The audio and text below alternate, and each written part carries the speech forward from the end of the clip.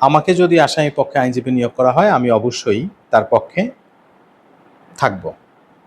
আমাকে যদি রাষ্ট্রপক্ষ থেকে তাকে স্টেট ডিফেন্সের জন্য নিয়োগ করা হয় আমি অবশ্যই তার পক্ষে আইনজীবী হিসাবে থাকব।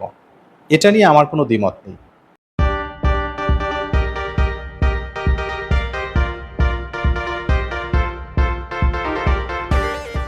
আজকে সারাদিন একটা জিনিস দেখলাম, সেটা হচ্ছে বাংলাদেশের সকল আইনজীবীরা ঠিক না, কিন্তু ম্যাক্সিমাম আইনজীবীরা তাদের সোশ্যাল মিডিয়ায় লিখছে বা বিভিন্নভাবে প্রকাশ করছে যে আমি আইনজীবী হিসাবে লামিসার হত্যাকারী আসামির পক্ষে লড়ব না। আমাদের এশিয়া মহাদেশের মধ্যে সর্ববৃহৎ বার ঢাকা বার থেকেও দেখলাম এরকম একটা নোটিশ হয়েছে যে ঢাকা বারের যারা সদস্য আছে তারা রামিসার হত্যাকারীর পক্ষে কোনো আইনজীবী হিসাবে তাকে আইনি সহায়তা প্রদান করবে না। অপরদিকে রাষ্ট্রপক্ষ বলছে যে তার রামিসার হত্যাকারীকে রাষ্ট্র আইনজীবী দিবে। এটা নিয়ে অনেকের মধ্যে, আমাদের যারা সুশীল সমাজ বা আমরা যারা সাধারণ মানুষ, অনেকের মধ্যে একটা বিভ্রান্তির জায়গা আছে এবং আবেগের যেই জায়গা, সেই জায়গা থেকে অনেকে বলতেছে সরকার খুবই বাজে। হ্যাঁ, যেমন স্বরাষ্ট্রমন্ত্রী বলছে যে চাইলেই অনেক কিছু হয় না, এটার একটা প্রসেস আছে। তাকেও অনেকে অনেক গালমন্দ করছেন। কিন্তু আমার অন্য জায়গায় একটা প্রশ্ন আইনজীবীদের প্রতি, যেহেতু আমি একজন আইনজীবী, সুতরাং এই যে রাষ্ট্র যে আইনজীবী নিয়োগ দিবে, আপনি কি জানেন না যে রাষ্ট্র কোনো আসামির পক্ষে আইনজীবী না থাকলে রাষ্ট্র তাকে আইনজীবী নিয়োগ দিতে পারে? আপনাকে যদি রাষ্ট্র আইনজীবী হিসাবে নিয়োগ দেয়, তখন আপনি কি করবেন? তখন কি আপনি সেটা ডিনাই করবেন? তখন তো ডিনাই করবেন না। তখন তো ঠিকই একদম সংবাদ সম্মেলন করে সাংবাদিকদের সামনে বুক ফুলায় বলবেন যে হ্যাঁ, প্রত্যেক আসামির আইন কিংবা আত্মপক্ষ সমর্থনের অধিকার আছে, তার আত্মপক্ষ সমর্থনের অধিকার থাকতেই হবে, তাকে দিতেই হবে, তা না হলে ন্যায় বিচার হবে না। তার ন্যায় বিচারের পূর্ব এবং প্রধান শর্ত হইতেছে অপর পক্ষকে শুনতে হবে, তারও কিছু বক্তব্য থাকে, সেটা শুনতে হবে।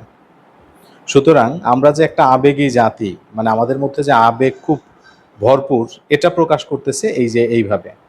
আর একটা ব্যাপার হচ্ছে যে আমি ফেসবুকে লিখলাম যে আমি রামিসার হত্যাকারীর পক্ষে আইনজীবী হিসাবে লড়বো না, তাতে কি হবে? তাতেই কি খুব দ্রুত বিচার হয়ে যাবে? তাতেই কি বিচার শেষে আসামির যেই শাস্তিটা আসবে, আদালত যদি তাকে মৃত্যুদণ্ড দেয়, সে মৃত্যুদণ্ড রাতারাতি কার্যকর হয়ে যাবে? তা তো হবে না। মৃত্যুদণ্ড কেন কার্যকর হয় না? আসিয়া হত্যার ক্ষেত্রে আমরা যেটা দেখেছি যে আসিয়ার হত্যাকারীর মৃত্যুদণ্ড হয়েছে, কিন্তু সে এখনো মৃত্যুদণ্ড কার্যকর হয় নাই। সেটা কেন হয় নাই, এই যে লম্বা প্রসেস, সেটা আমি আমার আগের ভিডিওতে আলোচনা করেছি, সুযোগ পেলে সেটা দেখবেন। কিন্তু এই যে আইনজীবী হিসাবে, একজন বিজ্ঞ হিসাবে আপনারা যে একদম ঝড় তুলে দিচ্ছেন, এটা আমার মনে হয় যে একেবারেই অযৌক্তিক।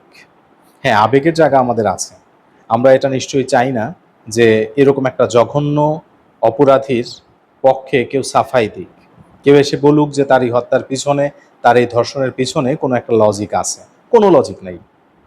আমাদের যে জায়গায় আন্দোলনটা করা দরকার সেটা হচ্ছে যে বিচার দ্রুত নিষ্পত্তি হবে এবং সেই বিচারের যেই ফল, সেটাকে দ্রুত কার্যকর করতে হবে। বিচার হইতে যত সময় লাগে তার চেয়েও কম সময়ের মধ্যে সেটাকে কার্যকর করতে হবে। সেই জায়গায় তো কেউ আন্দোলন করছেন না, সেটা নিয়ে তো কেউ কোনো কথা বলছেন না।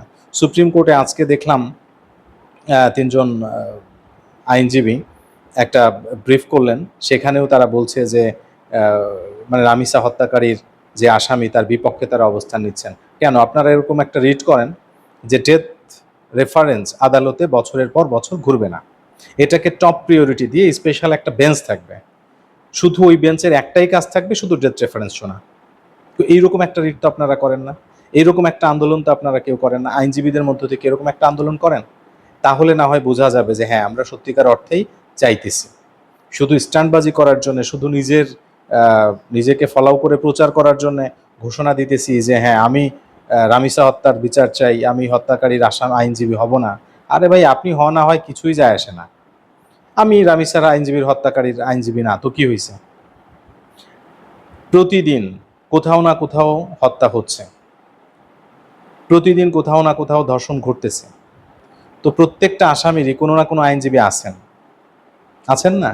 আছেন। আপনি নিজে কখনো ধর্ষণকারীর পক্ষে আইনজীবী মামলা পরিচালনা করেন নাই? আপনি মার্ডার মামলায় আসামি পক্ষে মামলা পরিচালনা করেন নাই? তখন আপনার আবেগ কোথায় ছিল? তখন আপনার মধ্যে আবেগ কাজ করে না। তখন আপনার কাছে মনে হয় না যে এই লোকটা একজন মানুষকে খুন করে ফেলছে, না এই লোকের আইনগত সহায়তা পাওয়ার কোনো প্রয়োজনীয়তা নেই। হুম? মানে আমাদের মধ্যে আসলে একটা প্যারাডক্সিক্যাল ব্যাপার আছে। আমরা মনে মনে চাই একটা জিনিস, কিন্তু মুখে বলি অন্য একটা জিনিস। মানে আমাদের একটা মুখোশ আর একটা মুখ। আমাদের এই মুখোশটা প্রয়োজন, আমাদের মুখটার প্রয়োজন। দ্রুত বিচার হয়, সরকার, আদালত সর্বোচ্চ চেষ্টা করে তারা যাতে দ্রুত বিচার হয়, কিন্তু বিচারের ফলাফলটা কার্যকর হইতে গিয়েই যত বিপত্তি বাধে। আজকে মিরপুরে একটা আন্দোলন হয়েছে যে রামিসা হত্যার যে আসামি তাকে সর্বোচ্চ শাস্তি দিতে হবে, মৃত্যুদণ্ড দিতে হবে, দ্রুত বিচার করতে হবে। আপনারা কখনো আইনের পাতা খুলে দেখেন না। আইনে দেখবেন বলা আছে যে এই ধর্ষণ সংক্রান্ত বিচারটা নিষ্পত্তি হতে হবে 90 কার্য দিবসের মধ্যে। আসিয়া হত্যার মামলার বিচার হয়েছিল 12 কার্য দিবসের মধ্যে। 90 কার্য দিবসের মধ্যে বিচার হবে, তাতে নিয়ে সমস্যা না।